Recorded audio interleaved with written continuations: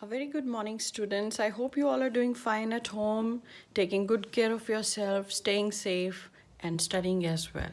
So, as you all know, last week was the week of tests, so we couldn't continue studies. And while seeing that this week we will be completing the syllabus and taking care of the chapters, what we have ahead, I will be taking the last and the next chapter of GEMS Reader, and that is India at Play, as the name suggests. What do you understand by India at Play? It speaks very clearly that it talks about all the games that are being played in India. But interestingly, this chapter also suggests that all the history, and if we see all the games in detail, it says that they have a deep rooted connection with the history itself. So I'm just reading the introduction.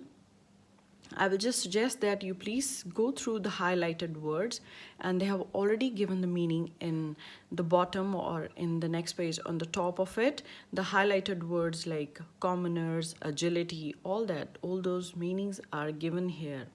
They are given in the highlighted portion. So you can see this.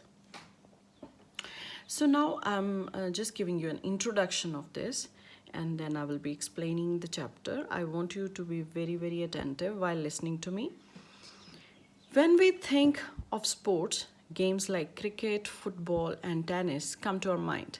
We rarely think of games such as kabaddi, gilli danda, and kit kit, though they have been with us for the centuries and are played enthusiastically in almost every village and city of India. We What are these games? Where do they come from? And what do they mean to us? Let's read on. So we will be discussing like what are these games they are talking about? Gilli danda, kit kit, kabaddi. I mean, we always talk about tennis, cricket, football, but we don't know what is there in our country and what are the historical games of our country. We will be discussing that. So I'll be taking you to further the first para of the book suggests. In the history of humankind, sports have always played an important role, both as a source of amusement and a means of keeping the mind and body fit. In ancient India, as with many ancient civilizations, it was not enough to gain knowledge. The health and fitness of one's body was equally important. So, what we understand by this line, that be it any time in the history, health and fitness was always very, very important. It was given a very important role. It was given a very important, it was given high importance. So because unless until you are healthy and fit, you cannot do anything in life. So it was always given importance. At the same time, amusement means enjoyment. Fun is also considered an equal part of life. If you keep doing work and you do not enjoy life, that in itself doesn't make life more fruitful.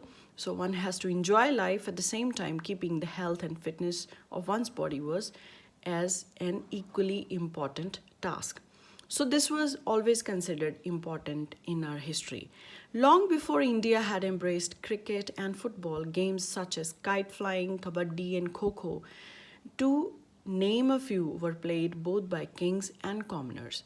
Now, the commoners, you see the meaning of it is given common people. These games do not boast of having sports stars like Sachin Tendulkar or MC Mary Kom, but they are immensely popular even today. Interestingly, the earliest forms of some of these games existed even before Mahabharata was written. So they say these games, kabaddi, kite flying, kho, they were always there in our country. And even the kings and the common people, they both played it. Though we cannot name any famous player like Sachin Tendulkar or Mary Kom related to it, but we can always say that these games were very, very old, and interestingly, these games existed even before Mahabharata was written. Now we talk about Kho. Kho is one such example, a game of great agility and alertness. Alertness when you stay active and you keep on watching everything all around. In ancient times, it was played on raths or chariots and was known as Rathera. So nowadays we sit in a row and we try to catch the one who is running around in the ground by the opposite team.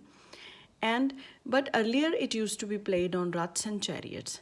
In its modern version, a chaser from one team tries to touch an opponent from the other team to get them out. So the team who is sitting inside the ground, one by one, they will be running to touch the player who is running by the opponent team to make him out. The chaser may pass his or her task to teammate sitting on the central line made on a rectangular field by touching the teammate's back and shouting "Ko." The team that takes the shortest time to dismiss its rivals. Dismiss its rivals means touch all the opponents and make them out, they win. If any team does it in the shortest time, they are considered the winners. Another game of touching and dismissing opponents in Kabaddi, it is said to have originated from Mahabharata, incident of Abhimanyu getting trapped in Chakravyuh created by his enemies. Kabaddi is a game of breath control, raiding and dodging. Raiding means you have to go and touch the opponent team player, one or more, and dodging means you have to ensure that nobody catches you. A player raids the opposing team, tries to touch an opponent and returns to his or her team, all the while chanting Kabaddi, Kabaddi and holding the breath. At the Asian Games so far, India has always won gold in Kabaddi. Another popular sport dating back to the ancient times is wrestling. The Mahabharata mentions Duryodhan and Bhima as accomplished wrestlers. Now, this wrestling is considered the Kushti. It is considered Kushti and it has deep rooted footprints in history. The most famous freestyle version of wrestling in India is Kushti, which symbolizes bravery, strength. Pahalwans or wrestlers generally practice in akhadas or wrestling schools and dangals. Annual villages competitions decide a new champion every year. Many Indian wrestlers such as Sushil Kumar, Geeta Phogat, Babita Kumari have gained international fame and become the face of India, face of Indian wrestling.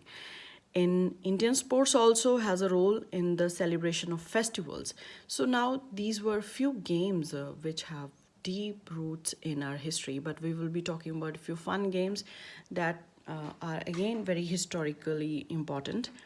We will be talking about kite flying or patangbazi, played passionately by nobility during medieval times. Now it is again from the medieval times this game has been played.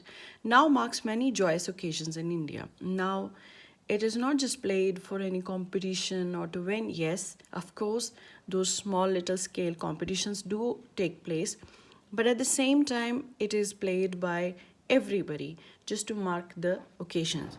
The International Kite Festival is held every year in Gujarat during Makar Sankranti on 15th August. The sky is dotted with kites as people celebrate Independence Day. Kite battles are also held where one kite flyer entangles a string of his bar or her kite around another's and tries to cut it. As you say, like in Punjabi, we call it pecha pona, and you cut the string of another's kite. That is also very popular. And in Gujarat, on every 15th August, this is celebrated on during Makar Sankranti. Some games are played for pure enjoyment. Gilli Danda, for example, it is said to have originated during the Maurya period. It is similar to cricket but uses the gilli, a small piece of wood tapered at the end, and the danda, a short stick. The gilli danda is hit with danda and the gilli is hit with danda, and if the fielding team succeeds in catching the gilli, the striker is out. Else the distance between the starting point and where the gilli lands is measured with danda. The team with the highest score wins. A very popular game among children is rural India. This gilli danda game is very, very popular